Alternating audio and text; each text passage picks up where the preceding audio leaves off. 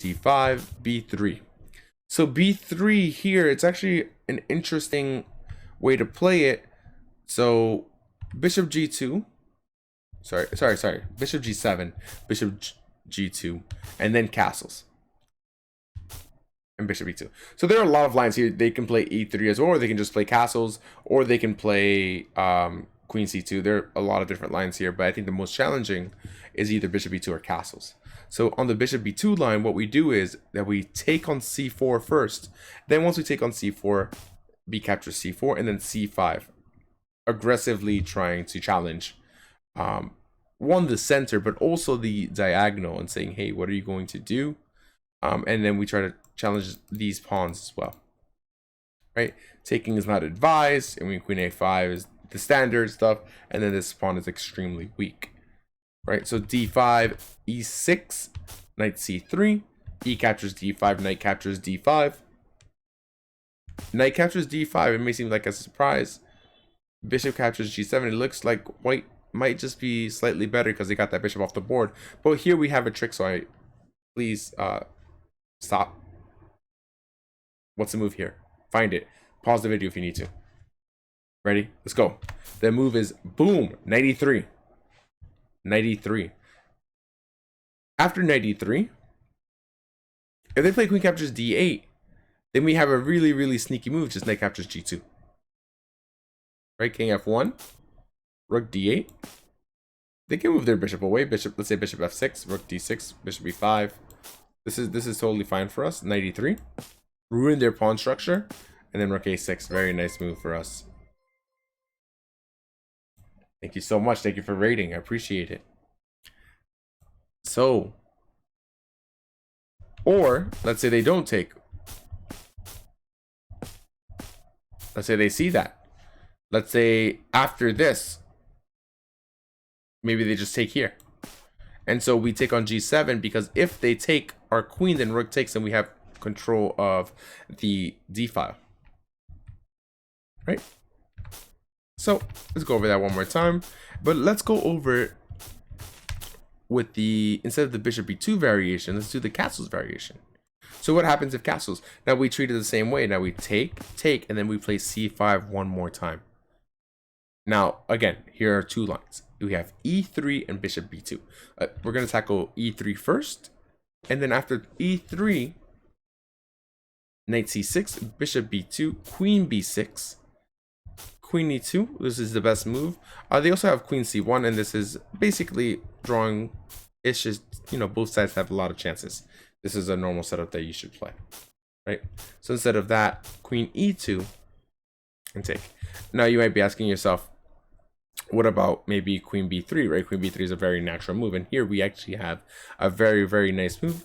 Knight a5, queen captures b6, captures here, and if you play knight d2, then rook d8. Very accurate move, because if we play bishop f5 here, then e4 comes with a tempo, so they can play d5 very easily.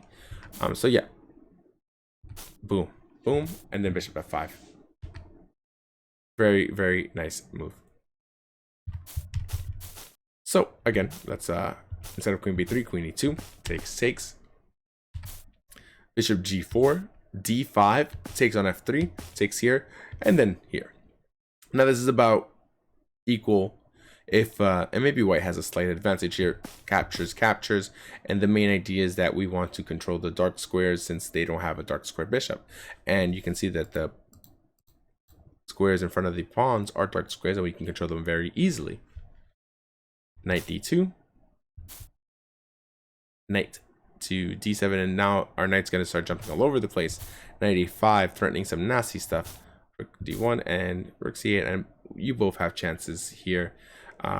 Very nice moves. Knight e4, and then this is where play ends, and it's about equal. Also knight b3, we have this very, very nice intermezzo. Hopefully you guys saw it right away. But then queen b2, getting our queen extremely active. And if takes, then we have a very, very nice combination of just takes here. Now we're attacking the rook. Knight e5, and that's when we take the c4 pawn, and black is a little bit better in this line.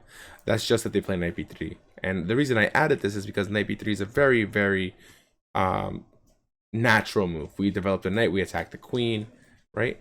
But it just doesn't work in this variation. Okay, so very nice move, queen b2. Okay, so let's go back. Takes, and so I think we were on, instead of this, they play, let's say bishop b2 instead. Queen b6, and here in this line, it's okay to play queen b3. And then now knight e4, knight c3 is a mistake. It looks very natural, but what we do is knight captures, bishop captures here. And then very, very important move, rook a4, putting pressure on the c4 pawn, also holding here and attacking the pawn. So very nice move. So let's go back. So here, queen b3, knight e4. What they should play is just e3. And then play follows knight c6, knight e5, knight d6. And here they have two options, knight d2 and knight captures c6. And I know this is a lot to handle, so if you maybe want to take a break from the video, get some water, come back, and then we can go over these two variations. So if you're ready to continue, let's keep going with the knight d2 with the first move. Bam, takes. Bishop e6, d5 is never possible. You guys can solve that by yourself. So rook fc1, rook fc8, queen b6, a takes, f4, and takes, and it's about equal-ish from here. a3 is a very, very nice insertion. Maybe we can continue play with f6, but there's nothing more than, I think, a very nice draw here. So instead of this, there's d5 never works, right? Instead of this, they can play a very, very, very sneaky move, right? So instead of rook f to c1, I think the important move is maybe just takes. What happens if it, takes? A captures b6, and then a4, sealing this down and saying, hey, b5 is not a possibility. But here we actually have a very, very popular resource, and a very nice resource. It's just bishop captures e5 after this here, or the knight jumps here, and they're very, very effective, and we can keep playing. Also, knight captures c4 is a possibility as well. Knight captures c4, bishop captures c4, rook fc1, and we have a game. It's about a draw. So thank you for going over Grunfeld theory. I said Sicilian, but Grunfeld theory with me, and we'll keep going on this channel. And I think we're going to go over rare 7th move variations, and after that I think we're going to go into the main line. So again, thank you so much, and thank you for liking, subscribing, and